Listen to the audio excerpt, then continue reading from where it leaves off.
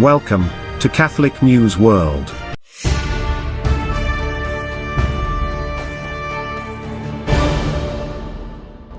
Welcome to Catholic News World.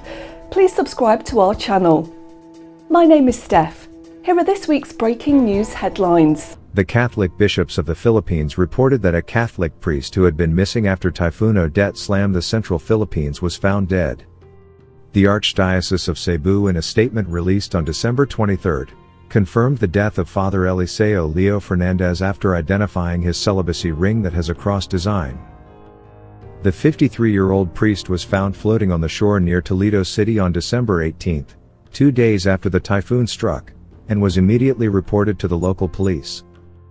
Father Leo's brother positively identified the ring as that of Father Leo's because it also has his name engraved on it, the statement read.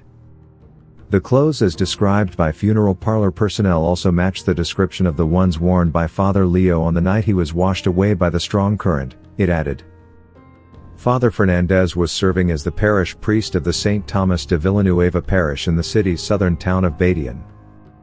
His church and convent are located beside the river, and it was believed that the priest was swept away by a flash flood. The Archdiocese urged the faithful to pray for the soul of Father Fernandez and those who died from the disaster, which devastated several provinces in Visayas and Mindanao regions. Vatican News reported that the Congregation for the Causes of Saints officially announced the 4th of September in 2022 as the date for the beatification of Pope John Paul I. In October, Pope Francis approved a decree recognizing a miracle attributed to the Italian Pope, who was head of the Church for 34 days. In October, the Holy Father signed a decree recognizing a miracle attributed to the intercession of John Paul I, Albino Lucini, clearing the way for his beatification.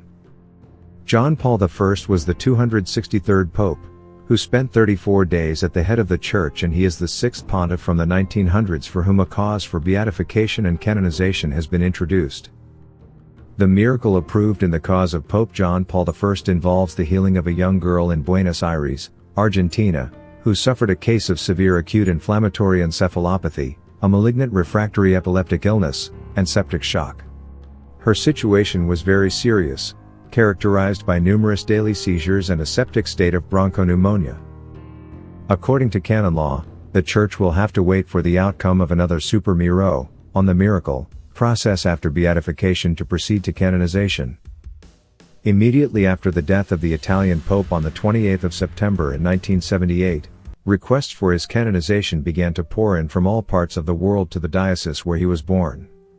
Through a grassroots initiative, a collection of signatures began, which soon became international, involving countries like Switzerland, France, Canada, and the United States. In 1990, the 226 bishops of the Brazilian Episcopal Conference also signed a petition requesting the introduction of the cause to Pope John Paul II. The Priestly Fraternity of St. Peter, a group that celebrates the extraordinary form of the Mass regularly, released a statement on the 11 Dubia released by the Vatican. The recent document from the Congregation for Divine Worship released on December 18 does not directly address the former Ecclesia Dei communities such as the Priestly Fraternity of St. Peter, who possess their own proper law. The members of the Fraternity of St. Peter promise to be faithful to our constitutions at the time of our admittance into the fraternity, and we remain committed to exactly that, fidelity to the successor of Peter and the faithful observance of the liturgical and disciplinary traditions of the Church in accordance with the provisions of the motu proprio. Ecclesia Dei of July 2, in 1988, which is at the origin of our foundation. The superiors of the priestly fraternity will be studying the document more closely while maintaining our ministry to the faithful entrusted to our care. Pope Francis celebrated the Christmas Eve Mass at 7:30 p.m. on Saturday, December 24.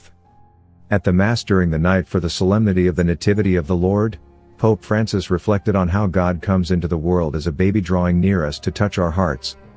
The Pope celebrated the Mass in St. Peter's Basilica with a smaller congregation on hand in respect for health safety rules. He said, "We contemplate the child. In his littleness, God is completely present. Let us acknowledge this, baby Jesus, you are God, the God who becomes a child." Pope Francis said, "Let us rejoice together, for no one will ever extinguish this light, the light of Jesus, who tonight shines brightly in our world." He explained, "This is what we should ask Jesus for at Christmas, The grace of littleness. Lord, teach us to love littleness. Help us to understand that littleness is the way to authentic greatness. What does it mean, concretely, to accept littleness? In the first place, it is to believe that God desires to come into the little things of our life. He wants to inhabit our daily lives, the things we do each day at home, in our families, at school and in the workplace. Amid our ordinary lived experience, He wants to do extraordinary things. His is a message of immense hope. The Pope said, God answers back. Tonight He tells you, I love you just as you are. Your littleness does not frighten me, your failings do not trouble me. I became little for your sake. To be your God, I became your brother. Dear brother, dear sister, don't be afraid of me. Find in me your measure of greatness. I am close to you, and one thing only do I ask, trust me and open your heart to me. Et benedictio Dei omnipotentis, Patris, et Filii, et Spiritus Sancti, descenda super vos et maneat semper. Watch our programme every Friday at 7:30 p.m. Thanks for watching. Please subscribe to Catholic News World channel. God bless.